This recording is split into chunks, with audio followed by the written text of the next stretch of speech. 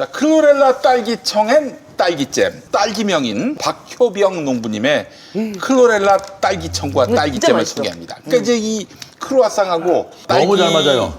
청으로 우유를 섞어가지고 먹는, 이러면 정말 최고의 이런 뭐라고 하나, 시너지라고 해야 되나, 아니면 뭐 콜라보레이션이라고 해야 되나, 뭐 하여튼 알아서 선택하시고요.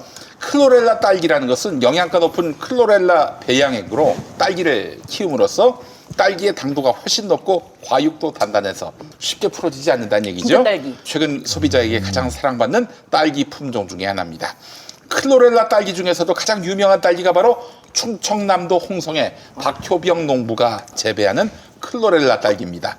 박효병 농부는 2018년 홍성을 빛낸 홍성인의 선정, 2019년 충남 농어촌 발전상 등을 수상할 정도로 자타가 공인하는 클로렐라 딸기 명인입니다.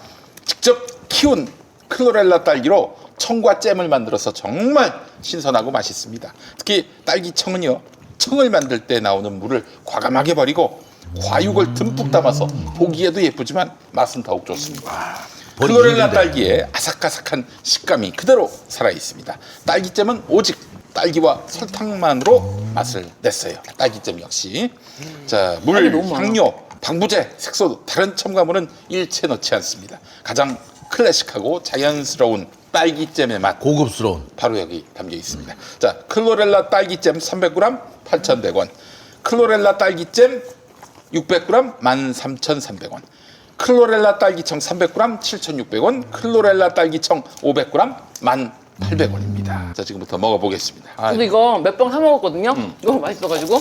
왜냐면 이 딸기 우유가 카페에서 먹으려면은 이거 한 잔에 6,000원이에요. 없어요. 그래서 너무 맛있는데 여기서 그래서 이거 그냥 사가지고 집에서 정말 와, 이거 주말에 이거 먹으면은 어디 안 나가고 싶어 진짜. 와, 이게 기가 막힙니다. 기분이 너무 좋다. 딸기 우유 뺨을 치네. 그래요? 아니 정말 이게 그 딸기 이 과육이요. 딸기 우유를 비교할 수가 없을 아니, 것 같아, 이게 진짜. 카페에서 파는 딸기 우유는 이렇게 과육이 들어있는데 그거에 한 3배 정도? 그래도 많이 넣어 먹었잖아요. 정말 과육을 풍부하게. 그리고 과육이 너무 신선해. 요즘 말이 필요 없는데, 이거는. 자, 먹어봐야 되는데. 야, 이 크루아상도 예술이네. 이건 뭐 음식물이라고 말할 수 없어요. 전시품 하나 먹어도 돼요? 안 돼, 안 돼. 우리 이놈의 식탐 언제 해? 한 시간 내내 먹는 것만 한번 찍어보면 좋을 것 같아요. 아니, 저기 신유진 변호사님이랑 저랑 먹는 거 하나는 끝내주게 맛있게 먹는다고 김호준 정수가 먹방 한번 하자고 그런 얘기까지 했어요. 근데 먹으면 하여튼 정말 맛있게 먹나 봐요. 근데 뭐라도 좀 그런데 더 주지. 아유. 맛있는 것만 맛있게 먹습니다. 저도 이제 입맛 은근히 까다로워요. 제가 아무거나 다 해서 잘 먹는 거 아니에요. 근데 이 딸기청은 진짜 저 몇 병이나 사 먹었어요. 몇 병이나. 너무 맛있어. 되게 맛이 고급스럽다니까 이게. 그리고 이게 이 크로와상하고 되게 잘 맞아요. 후회하지 않을 거예요. 정말 딸기청은 올 여름을 가장 우아하게 보낼 수 있는. 이거를 만약에 카페 이럴 같은 데서 때부터. 사 먹는다라고 하면 합쳐서 10,000원 이상은 줘야 돼. 2개 먹으면요. 더 가지. 더 가죠. 아니 이거 6,000원인데? 아니 빵까지. 빵 2개인데? 그래서 빵 10,000원이죠. 2개는 4,000원 안 하는데? 에이, 카페에서 가면 해요. 근데 아니, 이게 무슨 맛이 저기 달라요. 맛이 달라. 70원대 버스를 타고 다니셨나 봐. 아니 근데 아무튼 이 맛이 달라. 이게 진짜 맛있어. 안 드셨구나 요새. 그리고 요새 아니, 저기 저 딸기 우유 6,000원 다 하지 않니? 6,500원 정도 하고 그 6,500원 정도 하지. 크로와상이 한 개에 3,000원 한 개에 정도 3,000원이지. 그거 큰 거예요. 아니, 거짓말하면 안 이만한 돼요. 아유 저는 빵순이에요 빵순이. 물 주지, 물 주지. 우리 회사 밑에 빵 그 저기 카페가 큰 2개가 거예요. 있어요. 미니 크루아상은 3,000원이 아니에요. 절대 아니에요. 그건 내기할 수 있어. 야 우리 진짜. 내일 가서 저 내기해. 인증샷 찍어오자 7만 원 우리. 내기해. 진짜. 미니 크루 3,000원일 수 없어. 네. 근데 빵은 내가 전문이거든. 자, 알겠습니다. 여러분 정말 최고의 딸기청, 딸기잼 그리고 진짜 맛있어요, 이거. 크루아상이었습니다. 여러분 크로렐라 정말 딸기. 선택 장애가 필요 없습니다. 그냥 선택하세요. 선택 김용민 잘해. 닷컴. 예. 선택 잘해. 선택 장애가 아니라 선택 잘해. 네. 여러분들께 아. 강력하게 추천합니다. 이게 사실 윤석열의 힘, 지금 높은 지지율은 전 이거라고 봅니다. 와, 이놈 힘세네. 이거야. 네. 결국 윤석열을 주저앉히는 방법은 뭐냐? X도 아니네. 힘 있는 줄 알았더니 X도 아니었네. 그럼 뭐겠어요?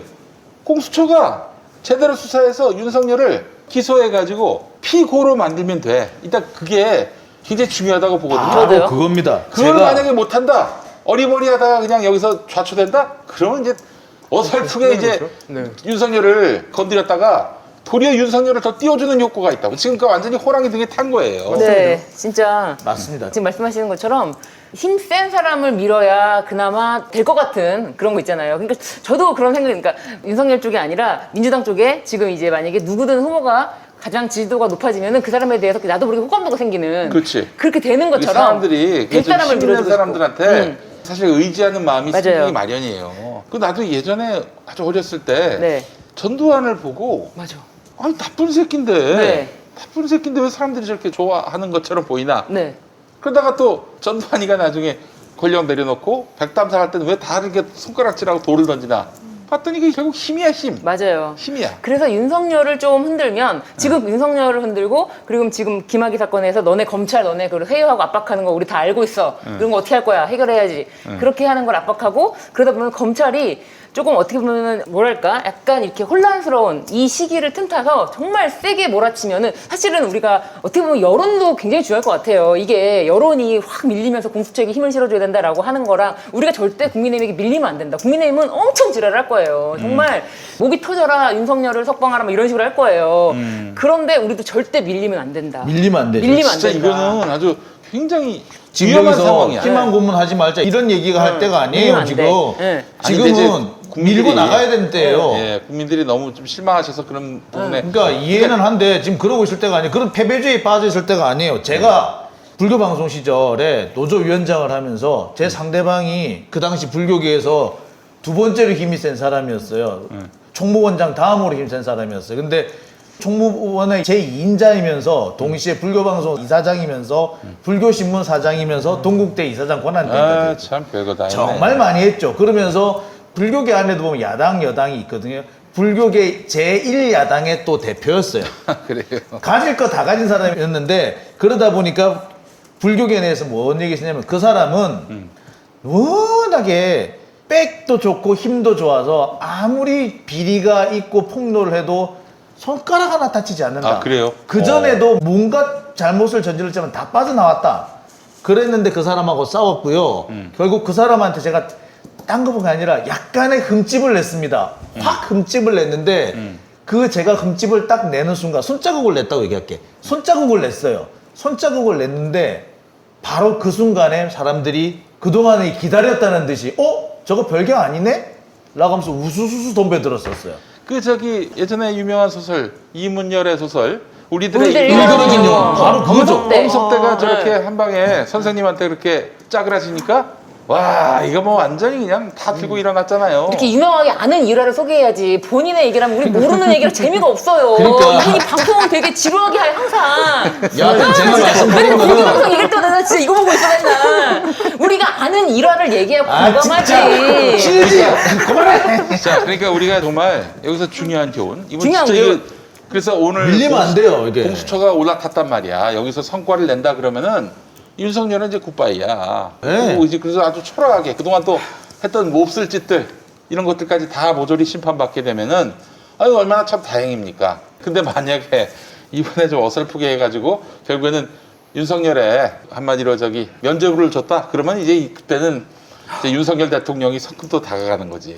그러니까 이번에 우리 장 국장님 말씀대로 국장님. 그 적극적으로 공수처를 밀어주고 이번 사건 잘하라 이렇게 격려를 해준다면은 아니 지금 솔직히 그게 필요해요. 왜냐면 맞아요. 단합. 모든 언론이 야당이 그 이빨들이 다 지금 윤석열 편에 서가지고 공수처가 뻘짓한다고 지금 이러고 있거든. 네. 기가 죽어요. 그러면은 맞아요. 우리가 좀 적극적으로 맞아요. 공수처 열심히 해라 싸워라. 우리가 너희들 지켜줄게. 뭐 맞아요. 이렇게 나간다면은 공수처가 힘을 얻는 거지. 맞아요. 없는 가운데서도 조금이라도 힘을 얻는 거지. 맞아요. 근데 이제 그냥 내버려두고 야 되겠냐? 우리 희망 고문 안 할 테니까 잘해봐라 이렇게 나오는 순간 그러면 이제 반드시 지는 거예요. 지는 거지. 반드시 져요, 그거는. 그거는 반드시 지는 길이에요. 희망 고문, 우리 희망 고문 안 해요. 누가 희망 가지라고 했습니까? 행동하자 그랬지.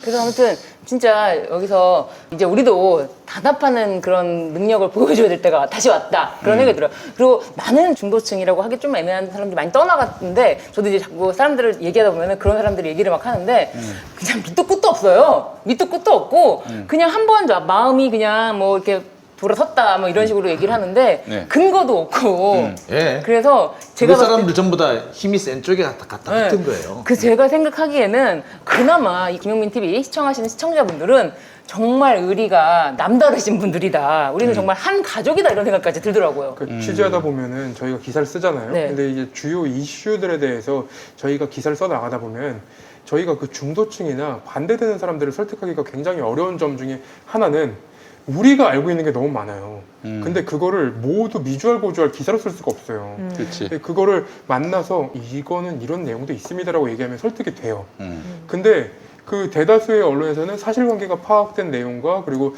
딱 중간 지점 어느 정도까지만 보도를 하니까 그게 너무 어려운 것 같아요. 저는. 그러니까 언론이 보도의 한편에서는 보도의 홍수고 한쪽에서는 보도의 고갈이에요. 동시에 벌어지고 있어요. 맞아요. 보도 한번 보도 자료가 나왔다. 그러면 무슨 쏟아지듯이 비슷비슷한 기사들이 쏟아지고 그런데 거기서 조금만 벗어나면은 아무도 안 써요. 지금도 보세요. 김학이 무죄 나왔다고 쌩 난리를 치지만 야 이게 여파가 장난 아니겠는데 엉뚱한 대로 튀겠는데 라는 부분에 대해서 아무 관심이 없어요. 바보들이야 이거. 이런 단세포 생물들이 단세포가 국민들을 만든 거예요. 오늘 기사를 쓰다 보면 오늘 대법 보도자료가 나왔습니다. 보도자료를 읽으면서 기사를 쓰다 보면은 이게 그 출국 금지 사건과 연관이 되나? 라는 점은 계속 걸려요. 그러면 근거를 쓰기 위해서는 어떤 근거가 있어야 되는데 판결문에도 보도자료에도 근데 그 출국 금지랑 관련된 보도자료에 근거는 없었거든요. 제가 볼 때는. 네. 근데 그거를 너무 엮어서 써서 저는 네. 되게 황당하더라고요. 네. 기사를 보고 있는데. 아니 그건 괴벨스 같은 네. 조중동이 그냥 전혀 그렇게 그거는- 희한하게 선동을 해가지고 끼워 맞춰서 그런 건데 문제는 그거를 무비판적으로 받아들인 단세포들이 너무 많다는 거지. 이게 기자가 그렇게 단세포야 무슨 아메바도 아니고 말이야. 아무튼 그래서 이 사건으로 인해서 파생되는 지금 말씀하신 것처럼 조국 전 장관님 유재수 감찰 무마 그 사건이 완전 직격타고요. 네, 맞아요. 완전 직격타. 진술 번복의 가능성도 그 부분이 좀 약간 있고 네. 그리고 한명 전 총리 사건이 덮였는데 그 부분은 정말 빼박이고 네. 그럼에도 불구하고 그 사건에 대해서 제대로 수사 안 한 윤석열 이렇게 한번 그렇게 치고 갈 수 연결이 돼요. 있는 네. 제대로 수사 안 한 윤석열 이렇게 가는 게 그리고 수사 완전 안 한 정도가 아니라 뺏고 난리가 났잖아요. 그런 행동을 보인 윤석열까지 찍을 수 있는 요 내용 자체는 되게 중요하다. 정말. 자, 기소를 하면 일단은 기세 싸움에서 이기는데 기소 권한은 공수처한테 있잖아요. 그렇죠. 그래서 공수처 어떻게- 마음이에요 그거는. 어떻게든 기소를 기소는 할수 해가지고 해야 된다. 재판정에 세워서 맞아요. 승리를 도출해낸다? 맞아요. 야, 그러면 뭐 진짜 이거는 말 그대로 여기에는 국민의 힘이 있어야 됩니다. 근데 저는 여태까지의 언론의 아 관행들 국민의 힘 하는 게 이상하죠. 네. 시민의 힘, 시민의 힘. 혹은 민중의 힘. 그러니까 패러디하는 거 아니었어요? 그러니까 요 근래 이제 그 언론의 관행을 보면 윤석열 씨가 만약에 기소가 됐을 때 정말로 윤석열 씨가 잘못했다고 기사를 쓸 것인가? 저는 또 그렇게는 안 봅니다. 아니, 그렇게 안 쓰지, 쓰겠죠. 절대. 안 쓰니까 우리가 아마 믿어줘야죠. 철저하게 아니야 쓸 거야. 얼른 쓸 거고 얼른 방향을 바꿔. 얼른 사람을 바꿀 거야. 바꿔 탈 거야. 내가 볼 때는 윤석열이 자빠지면은 이준석을 탈 거야. 아니 이준석은 대권 후보는 아니니까. 아니요, 그럴 수도 있어요. 아니 일단 뭐 우선은 그렇게 해서 만약에 공수처가 적극적으로 수사를 하고 오라 진짜 이거 수사하려고 하네. 아마 언론들도 10중 8구는 에이 이거 뭐 그냥 하려고 하니까 하는가 보다 이렇게 생각을 할지 몰라요. 근데 우리 저 김태형 기자나 우리 장 국장님은 공수처까지 이런 취재 네트워크가 탄탄하거든. 그러니까 공수처 내부에 지금 기교를 아는 사람은 몇이 없어요. 우리 아주경제 우리 두 기자 외에는. 그렇죠. 네. 관심도 없고 또 그쪽에서 정보를 줄 만큼 이 두 기자만큼의 신뢰가 다른 언론사 기자들에게는 없어. 그렇기 때문에 여러분들 이 두 분의 이야기를 좀 귀담아 들으실 필요는 있어요. 만약에 그래서 진짜 수사하려고 한다.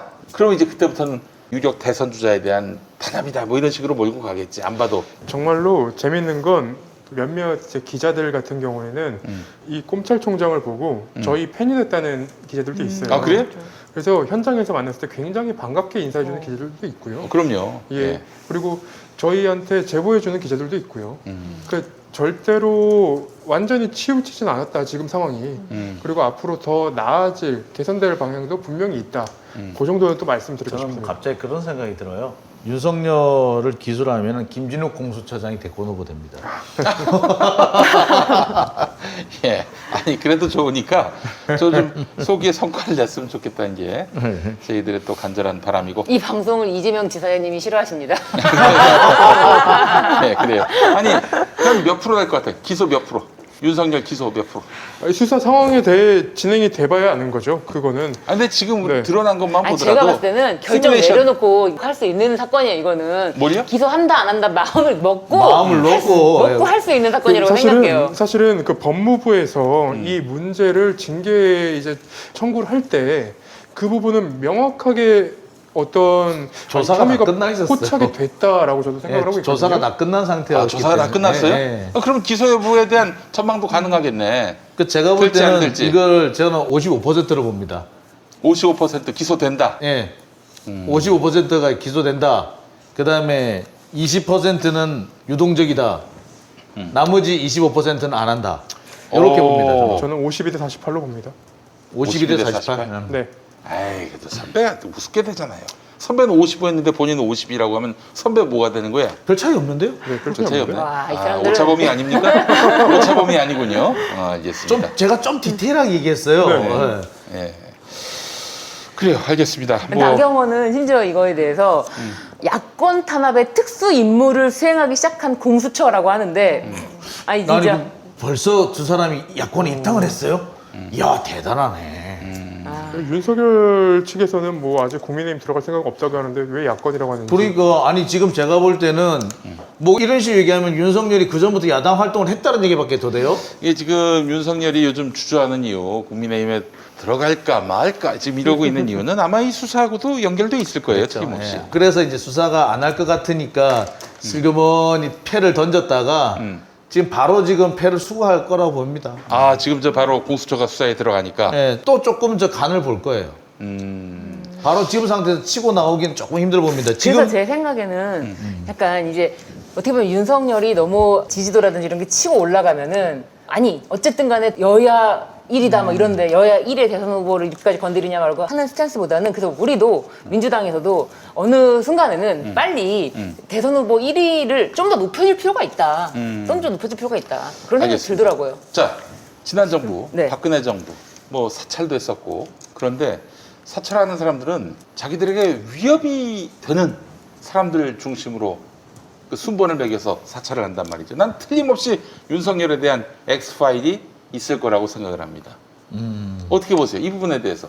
이거 우리가 뭐 증거를 갖고 얘기하는 건 아니지만은 얼마 전에 경향이랑 조선일보에서도 그 엑스파일에 대해서 음모론을 다뤄준 기사가 있었습니다. 그래요? 예, 그 기사들이 있었는데 제가 볼 때는 그 일간지 그러니까 그 중앙 일간지에서 다뤘다는 것은 혹시라도 이런 내용이 실체가 있는 것 아닌가라는 이제 생각도 들고요.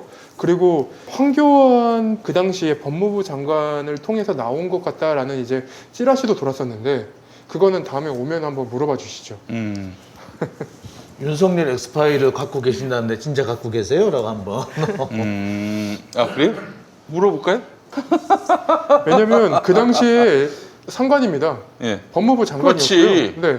그 당시에 윤석열 씨가 서울중앙지검장에 아무튼 검사 시절에 징계를 받은 적이 있었는데 그 징계에 대해서 사유는 명확하게 밝히지 않았어요. 아, 거기에 대검 중수 1과장인가 2과장인가 할 때 그때 네네네. 걸로 나가네.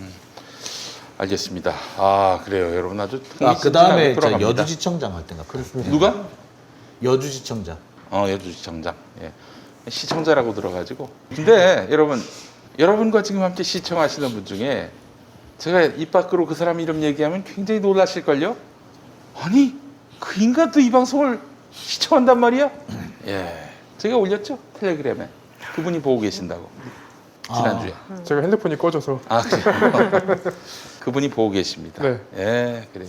예. 오늘 이제 윤석열 전 총장 징계 소송에서 네네. 이제 변론 준비일이 열려서 징계 이제 소송. 앞으로- 아, 그렇지. 지난번 이것도 연말에. 이제, 이것도 예. 이제 계속 지켜봐야 될 어떤 그런 소송 중에 하나인데요. 이게 작년 12월 달에 정직 2개월 징계를 의결을 했었고 그렇죠. 또 작년 12월 25일인가 행정재판부가 정직 2개월 집행정지 인용 결정을 해서 이제 정직 2개월에 대해서는 집행정지가 됐었고 계속 직무를 수행을 하다가 사퇴를 한 거고 이제 그 징계 본안 소송이 열리게 된 거거든요. 네. 그런데 이제 그 쟁점은 뭐냐면 채널A 사건 감찰 및 수사 방해, 그리고 주요 재판부 분석 문건 작성 및 배포 지시, 그리고 정치적 중립 위신 손상 혐의 등인데 이게 집행 정지하는 그 재판부에서도 재판부 문건 작성이나 채널A 감찰 및 수사 방해 같은 경우는 본안 소송에서 좀 다퉈볼 필요가 있다. 이런 식으로 이제 얘기를 했었고, 정치적 중립 위신 손상 혐의에 대해서는 이거는 불인정한 게 증거가 뭐 이렇게 충분히 소망되지 않았다라고 이렇게 얘기를 했었는데 네. 지금 결과론적으로 봤을 때 징계 소송에서는 정치적 중립 위신 손상 혐의가 이제 인정이 결과론적으로 입증이 되죠. 입증이 되었어요. 예. 대선 후보로 지금 네. 나섰기 그래서 때문에. 징계 소송에서 그게 어떤 식으로 진행될지도 저는 좀 그래도 궁금합니다. 그 당시에는 검찰총장이었고 그 뒤에 너무 탄압해서 내가 에이 더러워서 정치해야 되겠다라고 그 뒤에 마음먹은 거다. 이렇게 나올 가능성은 없을까요? 그렇게 나오겠죠, 당연히. 법무부에서 어떻게 주장 입증하는지를 봐야 되겠죠. 그리고 그 채널A 사건이나 뭐 한명숙 모의 이중죄 사건 그런 것도 보면은 사실은 저는 이제 요즘에 책을 또 읽고 있는 게 노무현 전 대통령의 자서전 그거를 좀 읽고 있었거든요. 운명이다. 예, 근데 거기 보니까 검찰의 독립성을 보장을 한다고 해서 중립성이 보장되는 건 아니었다. 왜냐하면 독립성을 보장해도 검찰이 자기의 정파적 이익을 추구할 경우에는 그게 이제 전혀 소용없는 것이 되더라. 그게 너무 후회스럽다. 이제 그런 말씀을 쓰셨더라고요. 컨트롤을 했어야 했는데 예, 그래서 문민 통제를 했어야 했는데 예, 맞아요. 그러니까 그 정치적 중립성을 지키기 위해서는 문민 통제가 이제 민주적 통제가 필요한 거였거든요. 근데 이제 이 사건 같은 경우 이건 제 개인 입장이지만 검찰은 정치적 중립성을 잃고 자신의 정파적 이익에 따라서 행동했다라는 거는 저는 분명해 보이지만 그게 이제 어떤 윤석열 전 총장의 정치적 중립 위신 손상 혐의와 연결되는지 안 되는지는 저도 이제 계속 검토하면서 또 다른 내용이 있으면 알려드리겠습니다. 알겠습니다. 자, 뭐 마지막으로 짧게 하나 굉장히 중요한 사안이긴 한데 징용 배상 각하를 냈단 말이죠. 6년 만에. 네. 6년 만에 그 고민해서 각하를 내렸다. 6년만이 아닙니다. 뭐예요? 사실은 왜냐하면 네. 그 지금 내린 판사 그 재판부가 3명 모두 2월달에 재판부 변동으로 다 처음으로 2월달에 온 거예요. 2월달에 온 거예요? 네. 그 김양호.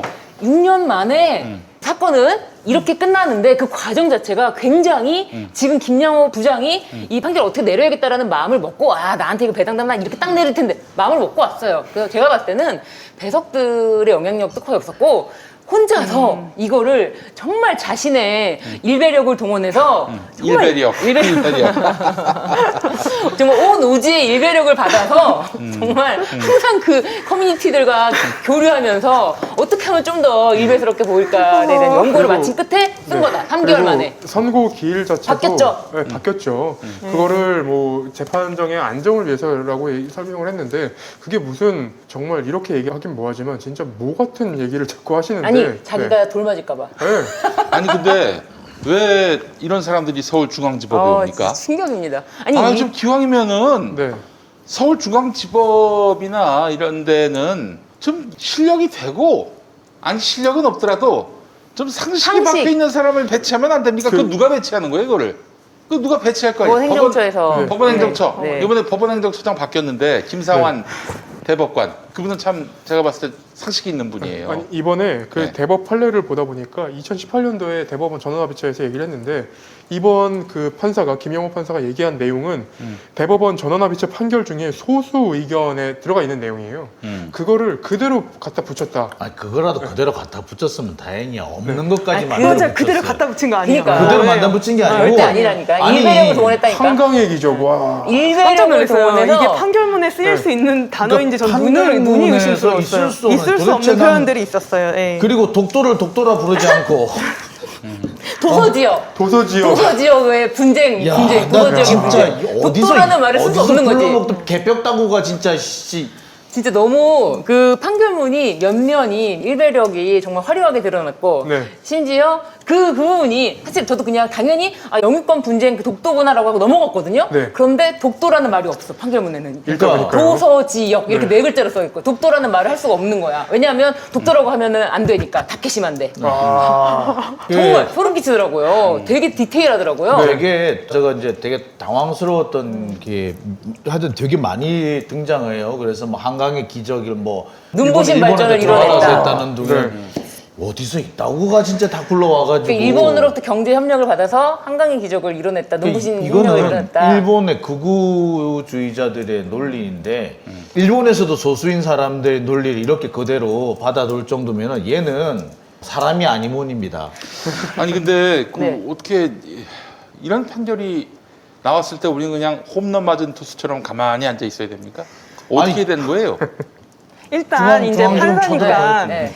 헌법상 자신의 양심에 따라서 헌법과 법률에 의해서 이제 재판을 하는 거고 대법원 전원합의체 판결이 나왔어도 그건 이제 그 사건의 하급심은 이제 기속을 하지만 관련 사건, 별개 사건의 경우에서는 1심 판사는 다르게 판결할 수는 있어요, 원칙적으로. 그런데 그래서 이제 대법원 소수 의견을 따라서 판결을 할 수도 있지만 그게 이제 과연 법리적으로 타당한 것인지에 대해서는 굉장히 좀 의문이 있는 게 일단 이제 어떤 그 사법부의 관행이라고 해야 되나? 보통 전원합의체 판결이 나오면 그 이후에는 적어도 5년 이상은 하급심 판결들은 그거를 따라야 돼요. 그냥 대법원 판결도 아니고 전원합의체 판결이기 때문에 그렇군요. 그렇죠. 예. 그리고 그 전원합의체 판결이 어떤 시대에 맞지 않아서 뭔가 변화가 생겨야 될 그런 일이 있다면은 하급심부터 계속 이제 올라가면서 전원합의체 판결에 어떻게 보면 짱돌을 계속 던져서 그 전합 판결을 다시 바꾸는 그런 이제 역사를 이루어가는 것인데 이 사건 같은 경우는 이미 시대의 흐름에 따라서 그 변화에 맞춰서 대법원 전원합의체 판결이 한 번도 아니고 2012년도에 대법원 판결이 먼저 선고가 됐고 글쎄 한입 말이에요. 청구권 협정에 이제 그 피해자들의 그 징용 강제징용 피해자들의 청구권은 포함되지 않는다는 그런 대법원 판결이 한 번 선고가 됐고 그게 이제 파기환송이 됐다가 다시 일본 기업들이 재상고를 해가지고 대법원에 갔다가 한 5년 동안 정체기를 겪게 되죠. 그게 뭐냐면 양승태 대법원 시절에 재판 거래가 있었고 거기에 대해서 지금 양승태 전 대법관이 재판을 받고 있는 그런 걸로 인해서 한 5년 동안 지연이 되다가 이제 김명수 대법원장 이제 시절에 그게 전원합의체 판결로 2012년도에 그 판결이 맞았다.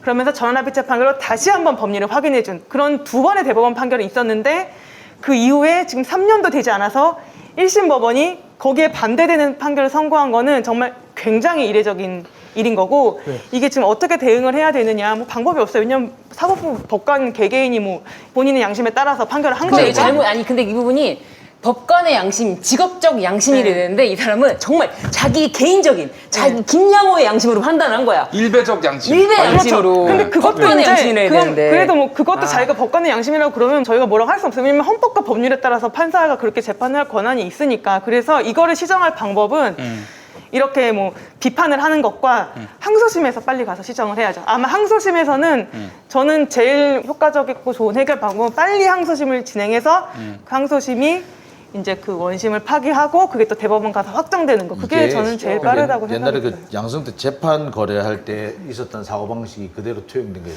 소수 의견이 아니라 무슨 의견이 양승태 재판 거래의 사고방식이 여기 투영된 거거든요. 맞아요. 그 사고 방식인 예. 거예요. 이거를 할 수 있는 가장 좋은 방법은 이 사람을 법원에서 퇴출시키는 거예요. 법조계에서 퇴출시켜야 되는데 일단 뭐 판사 그 탄핵도 있겠지만 탄핵이 현실적으로 어렵다고 한다면 얘가 스스로 사퇴할 수 있게끔 우리가 여론적인 문제를 여론을 좀 일으킬 필요도 있다고 지금 봐요. 뭐 청와대 국민청원에 지금 아니, 청원이 가만히 올라가 보지. 있다고 넘어갔어요. 하더라고요. 네, 근데 엄청 재판 결과를 갖고 판사를 없애자 이게 좀 나쁜 선례를 남길 아니 수도 있지 이거는 않을까요? 저기 우리나라 헌법 전문에 예. 우리나라 헌법 전문은 3.1 운동, 상해 임시정부 얘기를 그거를 그대로 계승한다라고 돼 있어요. 그러니까 우리나라는 항일 투쟁의 역사를 가지고 성립된 나라가 대한민국입니다. 그런데 일본이 아니면은 뭐 판결문에 일본이 아니면 우리나라가 당장 국가 안보에 위협이 된다라고 그렇게 쓰는 자를 앉혀놓을 수는 없어요. 이거는 판결의 문제가 아니라 얘는 반헌법적인 애예요. 저는 그래서 우리 민주 시민들이 할 수 있는 일 중에 정말 그나마 실효성 있는, 그러니까 이 사람을 규탄하고 그런 건 당연히 하는 거고, 이거랑 별개의 실효성 있는 거는 항소심이라든지 대법원 판결이라든지 빨리 진행될 수 있도록 감시하는 거. 근데 진짜 이게 빨리 진행되라 재판을 지금 6년째 해놓고 각하 해놓았으면 항소심은 빨리 이거 3개월 만에 끝나지 않았냐, 그 항소심도 3개월 만에 빨리 이거 각하가 맞는지만 판단해라, 빨리 진행하라는 그런 거를 오히려 청원을 하는 것도 방법이다. 그리고 그 더 실질적으로, 감시해야 되는 실질적으로. 것이 보수 언론에서 제가 보수 언론이라고 얘기하겠습니다. 보수 언론에서 1심 판결이 대법원 전원합의체 판례를 뒤집었다. 라고 말이 안 기사를 되죠. 써서 너무 충격적인 얘기예요. 대법원 전원합의체 판결을 어떻게 1심 판단이 뒤집습니까? 그 혼자서 그러니까 무식한 거예요, 그 기자가. 그 대법원 전화기자 판결에 배치되는 판결을 배치되는. 굉장히 이례적으로 지금 네. 굉장히 이례적인 차라리 일로 반기를 진행한 들었다 거예요. 이러면 그런 건 맞는데 뒤집었다는 얘기는 말도 안 되는 얘기예요. 이거는 아유. 근데 무식하네, 전 진짜 이 판결문 내용이 거의 소설 수준이고 거의 뭐 일본은 서방 강국, 서방 4대 강국이고, 하여튼 그래서 이 소설 수준의 이 판결문 내용이 결코 법리를 따진 게 아니다 보니까 이 부분에 대해서도 정말 시민들이 기탄 없이 비판을 해도 된다. 원래 판결 내용에 대해서 저희도 법조인이니까 그쵸. 판결 내용에 대해서 비판하는 건 좀 조심스럽긴 불편하거든요. 하지만, 네, 불편하지만. 그런데 이거는 판결 내용이 법리적인 게 하나도 없어요. 법리가 없어요. 제가 하나만 설명을 드리면 이제 네네. 전원합의체 판결에 이제 제가 생각하는 가장 중요한 그 구조는 뭐냐면, 과연 그 한일 청구권 협정 안에 이 강제징용 피해자들의 손해배상 청구권이 포함되느냐 안 되느냐, 개인 청구권이죠. 그게 핵점이에요. 네, 네. 개인 청구권이. 그런데 한일 청구권 협정에는 어떤 단어가 써 있냐면 보상이라는 단어가 써 있어요. 그리고 배상이라는 개념이 있어요. 그러니까 불법 행위는 배상이라는 단어를 쓰는 거고, 그렇지. 적법 행위로 인한 손실은 보상이라는 단어를 쓰는 건데, 예. 그 협정 당시에 한국이나 일본이나 법제상 배상과 보상의 차이점은 분명히 구별되어 있었어요. 그런데 한일 청구권 협정에는 배상이라는 단어가 나오지 않아요. 보상이라는 보상이에요, 단어가 보상. 나오고 민사상채권 채무에 대해서 합의를 한 거고요. 네. 더 중요한 거는 지금도 그렇지만 일본은 강제징용의 불법성에 대해서 지금도 인정하고 있지 않아요. 사과를 한 적이 없습니다. 사과도 한 적도 없고, 당시에 한일 청구권 협정 당시에도 이게 불법 행위라는 것에 대해서 전혀 인정을 하지 않았어요. 합의 당사자가 어떤 청구권에 대해서 합의를 하는데, 이게 한 사람이 난 불법 행위를 한 적이 없어라고 이렇게 얘기를 하고 있는 판에 불법 행위로 인한 위자료 청구권이 이 합의 대상 안에 포함이 될 수 있을까요? 이거는 존재론적으로 그 청구권 협정 안에는 불법 행위에 따른 위자료 청구권은 포함될 수가 없는 거예요. 이런 논리들이 전원합의체 판결에 그대로 나와 있는 것이고, 그거를 이제 그런 법리에 따라서 1심 판결은 그 3년도 지금 안 된 이 시기에는 당연히 그거를 따라서 판결을 하는 게 이제 맞는다고 생각이 드는데, 뭐 미국과 한국의 외교 관계에 불리한 영향을 아, 그 미칠 미국 우려가 얘기가 왜 나와, 있고, 거기서? 한일 아니 관계에 이게 한일 관계가 이렇게 됐어요. 악화되고, 한일 정말. 관계가 악화된다. 이거로 인해서 한일 관계가 악화되면 한미 관계도 악화된다. 우리는 굉장히 위험에 처한다. 그저 국가 김양호 질서가 씨, 위험하다. 그 시사 평론가가 되고 싶으면은 시험 보고 들어와야 돼. 당신 그렇게 무면허로 그렇게 시사 평론하면 안 된다고. 이상한 사람이네. 예. 저분은 옷 벗으면 가세연이나 하여튼 그리고 저는 뭔가 정말 일배력으로 갈 것 같아요. 네, 진짜. 정말 너무 저는 제가 이거를 읽으면서 지금 내가 정말 판결문을 읽고 있는 게 맞나, 저는 정말 충격을 자괴감이 많이 들죠. 받았는데, 어떤 내용이 있었냐면, 이제 피해자들이 어떻게 주장을 했냐면, 청구권 협정으로 타결된 3억 달러가 과소하다, 거기에 이제 피해자들의 손해배상 청구권이 포함되는 것을 보긴 좀 어렵다, 이렇게 얘기를 했어요. 그러니까 이 판사가 뭐라고 했냐면, 당시 낙후한 후진국 지위에 있던 대한민국과 이미 경제대국에 진입한 일본국 사이에 이루어진 과거의 청구권 협정을 판단하는 오류를 범하는 것으로, 당시 대한민국이 청구권 협정으로 얻은 외환은 이른바 한강의 기적이라고 평가되는 세계 경제사에 기록되는 눈부신 경제 성장에 큰 기여를 하게 됐다. 저는 그냥 정말 이건 진짜 와, 이게 판결문에 나올 말인가, 서울 도쿄지부 재팬부. 정말 저도 정말 큰 충격을 받았고, 법리에 따라서 청구권이 있냐 없냐를 판단하면 되는 것인데, 이게 앞으로 강제 집행을 하게 될 경우에는 또 일본과의 어떤 외교 관계상 이게 좀 불리한 영향을, 아까 뭐 한미 관계, 한일 관계에 악영향을 미친다, 이런 내용까지 써가면서 굉장히 이 피해자들은 자기의 피해를 회복해달라고 손해배상을 청구한 건데, 이 피해자들을 마치 대한민국의 공공복리와 안전보장에 위해를 끼치는 그런 사람들인 것처럼 판결문에 묘사를 해놓은 걸 보고, 아 우리나라 사람 맞나 그냥 그런 생각이 저는 들더라고요. 아니라니까요. 저 여기- 33페이지에 보면은 도서 지역이 나와요. 독도라는 말을 쓸 수 없는 사람이에요. 독도라는 여기- 말. 아니, 그래가지고 독도라는 말을 쓸 수 있는지 없는지를 테스트를 해가지고 판결문 쓸 수 있는 자격을 줘야 될 것 같아. 독도를 말을 못한다는 게 말이 되니까? 아, 저기 진짜. 그 공수처에 우리가 그 아까 그 윤석열 얘기하면서 검사 2명이 있다고 근데 아직 밝혀지지 않았다고 그랬잖아요. 검사 2명이 아니라 검사는 총 3명이고요. 아. 이렇게 공수처의 7호 사건하고 8호 사건인데 7호 사건에서는 윤석열, 이두봉, 김유철, 8호 사건에서는 윤석열, 조남관입니다.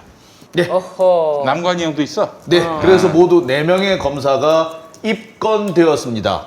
입건했다고 통지를 했네요. 고위공직자 범죄수사처에서 예. 왜 남관이 형도 수사하겠다라고 수사하겠다라고 다시 통지를 한번 했던 겁니다. 조남관, 윤석열 또 김유철. 김유철, 이두봉. 이동. 알겠습니다. 야, 아우. 한동훈은 이름이 없네. 그러니까 고마워해야지. 연수원에 안 있었고 저기 뭐 어? 이렇게 되면은 피의자가 여러 명이 생기시네요. 예. 그 피의자 뭐 물론 전직이긴 합니다만 그 검찰총장 직무대행 피의자 인천지검장인가 이두봉 네. 선생이 예. 피의자 인천지검장 야 그다음에 피의자 원주지청장 아 지금 현직에. 예 그렇습니다. 그리고 이제 피의자 대통령 후보 아 정말. 죽인다. 예. 진짜 이렇게 한 번에 검사들을 싸잡아서 이렇게 수사 대상으로 삼는다는 거는 거의 불가능에 가까웠잖아요. 야, 그 공수처의 어떤 그 결기가 만만치 않네요 지금. 예, 이걸로 보니까 괜찮습니다. 이게 좀 더 힘을 좀 밀어줘야 될 것 같아요. 언제쯤 그러면은 이런 공수처의 수사 착수 결실을 언제쯤 볼 수 있을까요? 오래 걸리지 않을까요? 일단- 오래 걸려요? 예. 그 시기도 굉장히 중요해. 이게 뭐 예를 들면은 내년 3월을 넘어간다. 기소는 제가 봤을 때 올해 10월 너무 짧다라고 생각이 들 수도 있겠지만 왜냐하면 이미 기초조사는 다 끝났어. 법무부에서 했잖아요. 법무부에서 그렇습니다. 했던 그 징계 사건이 있고 거기에 살만 붙이면 되는 거거든요. 사실은 그 법무부에서 징계 내렸던 그 사유가 다 직권남용인데 그 어느 하나가 직권남용이 아닌 게 없었다고요. 그런데 거기다가 살만 붙이면 되기 때문에 수사가 오랫동안 할 필요는 없다고 생각이 들어요. 저는. 그리고 보통 집중하면 못하겠습니까? 특검이 만들어지면은 뭐냐면 이미 특검 같은 경우는 이미 한번 수사했던 걸 다시 하는 거잖아요. 그래서 뭐냐면 보통 우리가 그 검사 받는다라고 얘기를 했어요. 그 검찰 수사를 검사한다, 검사 받는다라고 얘기를 했는데 그런 수사인 경우도 100일 정도가 걸립니다. 그렇죠. 예, 그렇다고 본다면 이번 건도 100일 이미 이제 그 법무부에서 조사가 다 끝났다고 볼 경우 100일로 본다면 10월 정도. 10월 정도로 보시면은 되겠습니다. 그러면 그렇게 될 경우에는 추미애 장관이 기초를 잘 해놨다. 그렇죠. 추미애 장관이 그때 그 당시에 그렇게 징계를 하면서 그렇게 감찰을 해서 조사를 하지 않아놨으면 공수처에서 너무 힘들잖아요. 처음부터 하려면. 못하죠. 그치. 그래서 다시 재평가가 될 수 있을 것 같아요. 그러면은 갑자기 추미애 장관이 대권 후보로 또 떠오를 수도 있겠네요. 재평가가 될 수는 아니, 확실히. 대권 고 출마 뜻을 밝히신 것 같더라고 보니까. 예. 네, 그래서 제가 봤을 때는 하여튼 이 공수처의 그 행보라든지 방침이 어떻게 보면은 그거를 다 해놓은 게 누구예요? 그 일을 다, 그게 정말 그렇지. 어떻게 호드른 비난 일이라고. 화살을 다 맞으면서 아마 등에 맞습니다. 화살이 어마어마하게 꽂혔을 거야 우리 추미애 장관이. 등에만 꽂혔을까요? 앞뒤로 다 진짜 꽂혔을 그렇게 거예요. 근데 진짜 그분이 없었으면은 공수처가 힘 받을 수가 없으니까 그분에 대해서 달리. 그렇게 선거니까 조용히 해라 뭐 하니까 뭐 해라 뭐 이렇게 아니, 했던 그게 것들에 이제 대해서 추미애가 미우니까 그런 거야. 그게 추미애를 미워하는 사람이 누구야? 그 인간 윤석열 아니에요? 윤석열의 어떤 그런 이들을 대변해 주는 게 기성의 그 기레기들이고. 그러니까 추 장관을 비롯해서 지금 검찰 개혁 때문에 욕 먹는 사람들 잘 분류하시고요. 그 사람들 정말 의로운 일 하다가 피박받는 거예요. 그 좀 알아주시면 너무나 좋겠습니다. 진짜가 누구인지 너무나도 잘 드러내주는 일이 아닌가 생각합니다. 네. 진짜 자, 알겠습니다. 자, 오늘 꿈찰청장은 이래로 마무리하도록 하겠습니다. 네. 황교안 전 미래통합당 대표와의 인터뷰는 다음 주로 미뤄졌다는 점 여러분들께 다시 한번 말씀을 드립니다. 기다리셨던 분들께 너무 죄송하고 다음 주에 황 전 대표와 함께 소상히 또 사실 그렇지 않습니까? 닉슨과 마오쩌둥, 진짜 김대중 기대돼요. 대통령과 김정일 국방위원장 이후에 세기의 만남이에요. 진짜 기대됩니다. 저도. 네, 그래요, 여러분들. 세기의 만남. 다음 주에. 다음 주입니다. 다음 주. 아, 그래요, 여러분들께. 다음 주가 또 이제 6.15 남북 공동선언. 네. 또 이제 21주년 아니겠습니까? 예. 자, 그때 맞아서 남한내의 진보와 보수의 상징적 진보와 보수. 그렇지 않습니까? 그럼요. 종교는 같은데 맞네. 하나는 보수, 하나는 네. 진보. 예. 한 분은 장로, 한 네. 분은 전도사. 그러네요. 아니 그 형님도 전도사야. 아, 진짜요? 그럼 전도사야. 황인희 씨가 그분이랑 친하지 않을까 싶은데. 네, 그렇게 친하지 않대. 아, 친하지 않고요? 자, 뭐 많이들 또 여러분들 궁금해하시는 내용들을 물어보도록 하겠습니다. 오늘 함께해주신 우리 신유진 변호사님, 소재인 변호사님, 김태영 기자님, 장용진 국장님 수고하셨습니다. 감사합니다. 감사합니다. 네.